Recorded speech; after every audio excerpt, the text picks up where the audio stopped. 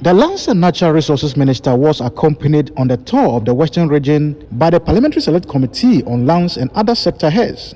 The tour was to help him familiarize with the staff of lands and forestry commissions and also get first-hand information on issues about land resources, particularly illegal mining. Speaking to the Western Regional Minister prior to his meeting with the Regional Security Council, Samuel Jinapor urged the REGSEC to enforce the relevant laws.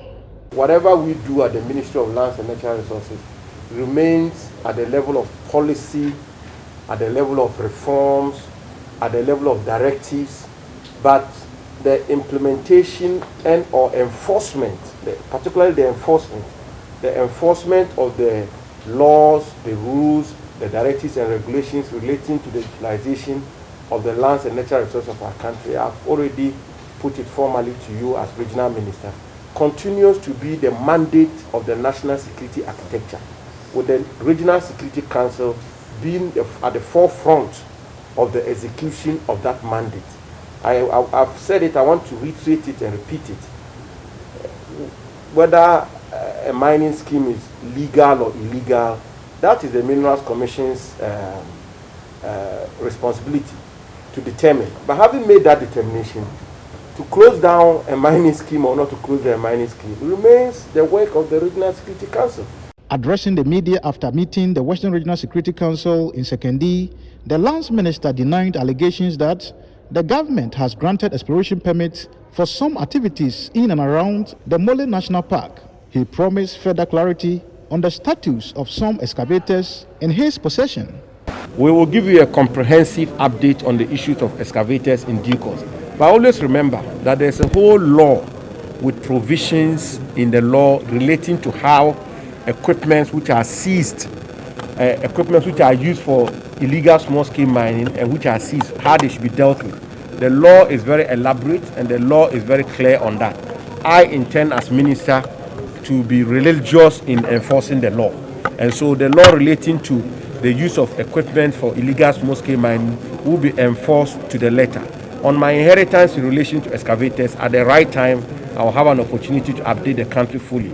The Western Regional Minister, Kwabena Ochodako-Mensah, assured of his commitment to the fight against illegal mining. The Regional Security Council, led by myself, would be working hard to make sure that the President's vision of protecting this country, not only for the next election, but for the next generation, is achieved. We are going to collaborate very more with the Lands and Natural Resource Ministry and the Minister to make sure that these visions of the President are really achieved, both in the Western region, so that we can go beyond it as a country. Samuel Jinapor, who visited the Omahino of Esikado traditional area, Nana Kwabena Nketiah's palace, pleaded with him and other chiefs to help in the management of land resources from destruction by illegal miners. Nana Nketiah said the future of the MPP government will heavily depend on their success with the fight against the menace. The paramount chief charged the lands minister to deal with the perpetrators, not just for the good of the country, but the government and his political party too. But Mr. Misro, Biegine, says here, O government, ni Oboko Soba Basio, ni Nafi, Galamse. 3 weeks, not Takra, Sekenita Yensu. Look at the population.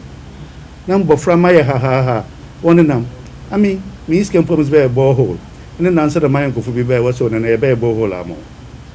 Nanko find out what the Mayan Kufa, obey a Damuske, and was I a borehole amo. You know, people sit in the comfort of their homes and forget the struggling masses. They'll be a galam say you're a criminal. He's anti-Ghana. He or she is anti-Ghana. Addressing the staff of the TID in Takoradi, Jinapor asked them to execute their mandates to support the government effort and also take a second look at how rosewood is disposed of. It's about time for us to interrogate how rosewood is disposed when they are confiscated. If the situation, as some people are alleging or as some people are suspecting, that when the wood is confiscated, persons who are behind the trade then find a mechanism and go through the back door to get fronts to buy the wood for them, it will not work. It will continue to be an incentive. So for it to be a proper disincentive for people to invest their money in this illicit trade, perhaps we should take a critical look at it. And I thought I should say it publicly so that all of us begin to examine it.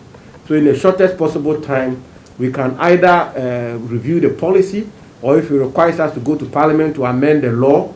The minister ended day one of the Western Regional Tour by urging the MMDAs to commit to the fight against illegal mining. Nobody should be above the laws of this country. And the president and his government continues to be determined that whoever is involved in this illegality should be flushed out. It doesn't matter who the person is. He may be a party bigwig, an MPP bigwig, or an NDC bigwig, or a government appointee, or whoever. And ourselves too, myself, the sector minister,